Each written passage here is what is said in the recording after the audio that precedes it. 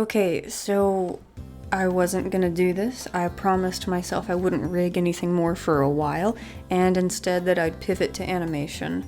I was getting kind of burned out on rigging, and the idea of rigging 4 separate models sounded pretty grilling at the time. But then I saw that the Guardians all have very similar topology, and I began wondering what it would take to batch rig these guys instead of rigging them all separately. If you'll notice, their body topology is so similar that when I line them up in edit mode and select a single vertex here, it selects the same vertex across the models. Even so to the point where if I separate them like this after the selection, you can see that it's still the exact same vertex, it's still consistent.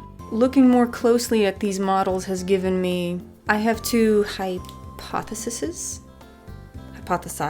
about Chrome's process for building the Guardians, but unless they confirm it, we will never know. Since the body topology is so similar, I think maybe they started with a blank model, duplicated it, and then modified the duplicate to match each Guardian. The second hypothesis is that they created Ignitus first, and then duplicated and changed him to become the other Guardians. I'm torn because the Guardians all share identical UVs and texture arrangements, as you can see here, but until Chrome confirms or denies this, we'll probably never know. Anyway, since these models all share identical topology, I'm going to see if I can create a single rig that can be used for all 4 of them interchangeably. How is this possible? Well, let's break it down. To animate a mesh with an armature, you need vertices on the mesh to be assigned to vertex groups. How this works is that when a mesh has an armature modifier applied, if the vertex group has the exact same name as a bone within the armature, you can move the bone and it will move the parts of the mesh assigned to the vertex group with the matching name, while preserving their volume. There's a handful of other factors like the weight of a vertex within a group, or whether or not the vertex is assigned to other groups and bones, but we're not going to get into that yet. Now, you have the option to create these vertex groups by hand, but that introduces human error and it's much slower. There's a faster way to do it. When you parent an armature to a mesh, you have these sets of options here. When you select any of these 3, this is what happens. For every bone within the armature that has deform set to true or enabled, Blender will automatically create vertex groups on the selected mesh with the corresponding name. This saves you hours of having to create all these vertex groups by hand. Okay, now on to one of the tedious parts, and it's the whole reason why I set out to build the tool that this task hinges on. I see most people perform their rigging process with something in Blender called weight painting, and I hate it. I just hate it. This is the process where you manually paint which parts of the mesh get assigned to which vertex group. I find this process to be really messy, and it introduces too much room for both human error and Blender error. It's too easy to accidentally paint different parts of a mesh or assign the wrong vertices to the wrong vertex group, or have some stray vertex be picked up from your brush. There's just too many things that can go wrong. So I prefer to assign my vertices in edit mode, wherein I can simply select the vertices that I want, navigate to the vertex group tab, find the group that I want, and then press assign. I have found that this method is much more reliable for my workflow. I'm not dogging on people who like weight painting in the more traditional way, it's just not for me. This is where the tool comes in. So you see, even though the Guardians are all in edit mode and I can select vertices between them, there is a quirk. Currently, Ignitus is the active element or mesh. So if I assign vertices to the vertex group forearm_L, only Ignitus's arm will receive the data for the vertex group. None of the other Guardians will receive this data, and thus when I move the arm, only Ignitus's arm moves along with the mesh. Well, technically the arm bone, but you know what I mean. Now, I could manually exit edit mode, select Voltaire, which would set him as the active object, double check that the forearm_L group is selected for him, and press assign. This works well enough, but when you account for the fact that there are 4 Guardians and about 100 plus bones, you're looking at like 1,200 button presses just to assign all the vertex group. And surely in those 1,200 button presses, an error will occur. It's just not possible that it won't. So this is the tool that saves time and prevents those errors from occurring. If I select all of the Guardian's forearm vertices, and then I select the vertex group I want, and then I navigate to my tool window and press the button here, and boom. All of the selected vertices get assigned to the corresponding vertex group within their respective mesh. This is absolute magic, and it saved me quite a bit of time. Now on to the next half of the process within this tool, which is the smoothing. You see, when we assign vertex groups manually like this, all of the vertices within the group have a weight of 1.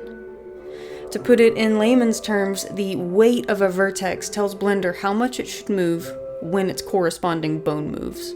If you have the weight set to 1, it will retain its volume during the bone's movement relative to the original position in world space. If I set the weight to 0.5 or half, it only moves 1/2 of the calculated position relative to its initial position in world space. I know that's kind of word salady, but I hope it makes some sense. Anyway, because the weights are all set to 1, deforming the armature creates these blocky, jarring deformations, and we don't want that. To correct this, we need to smooth the weight of the vertex groups, and this is done in Blender's weight paint edit mode. Thankfully, this is not as manual as weight painting, like traditionally. All I need to do is select the vertex group that I want to smooth, and smooth it with these handy little sliders. Easy enough, right? But remember, this is not one mesh between the Guardians, it's 4 of them. And if I smooth each weight manually, I'm creating more opportunities for errors by switching between the individual meshes, selecting the vertex group, and then smoothing it. This is where the tool comes back into play. In short, I can select my meshes, enter weight paint mode, select the desired vertex group, tweak the settings until I like the deformation, copy-paste the settings into the tool header, press the button, and then all the weights are smoothed across all of the meshes. There's still room for error, of course, but it is significantly less button presses. In addition, there are some vertex groups that, don't really need to be smoothed depending on the mesh and its unique traits, such as Pterodor's tail being shorter than all of the other Guardians. Pretty cool, right? Okay, so all of that work and explanation, and I'm going to tell you why it was essentially worthless. For those of you who are more Blender savvy, you may be listening to all of this and thinking, Blender has a built-in data transfer modifier. Why didn't you just use that? And the answer is that I did not know it could copy both vertex groups and weights to such a degree of accuracy. And I did end up using the data transfer for most of this rigging process, save for their faces and some more unique traits. And, I'm a little lucky I discovered this before actually getting started on the rigging process, because I would have lost even more time. So, the long and the short of it is that I basically rigged Ignitus and then transferred all of his rigging information over to the other Guardians, and I used my tool that I built to, for more minute and specific areas, like their horns and any pieces of the mesh that weren't already attached. I suppose that it's not really a waste, though, because I still may be able to use this tool for other things and other rigging processes within my game dev and other sorts of stuff like that. There is still so much to learn, and there are so many ways to go about doing one thing, and I'm not an expert by any means, and this exercise proved that in full, that I don't know what I'm talking about half the time, and I need to look more into Blender's modifiers. But yeah, that's an overview of the tools. Oh, okay. I've got some other notes that I want to cover before, wrapping up. I think the Guardians' faces are animated with the Blender equivalent of shape keys. You can see it in some of the in-game cutscenes how their mouths will deform in these specific and consistent ways. Same with their eyes. I don't think that they animated the eyes in the way that we do today with, spheres, but also The geometry suggests that it's not as simple as moving the IUVs around either. I was able to replicate the eye movement like you're seeing here by creating these shape keys.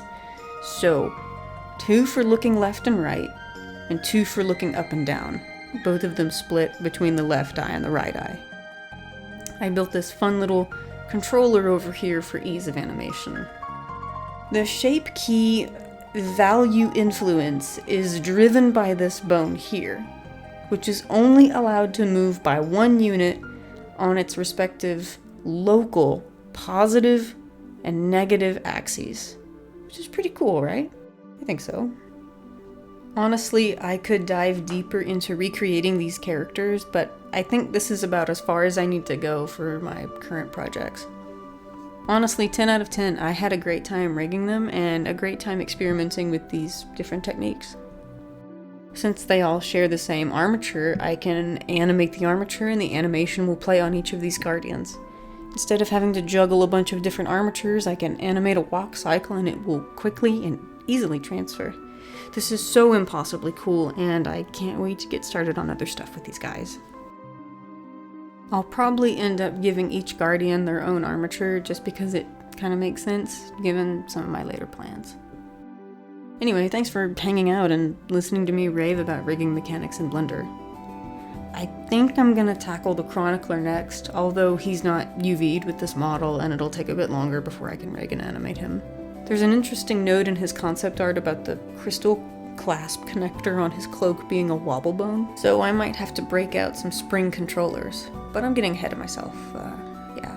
If you're still here, thank you so much for watching, it means a lot. I hope you have an awesome day, or night, or a week, or whatever relative 24 hours are for you by the time you're listening to this. Bye-bye!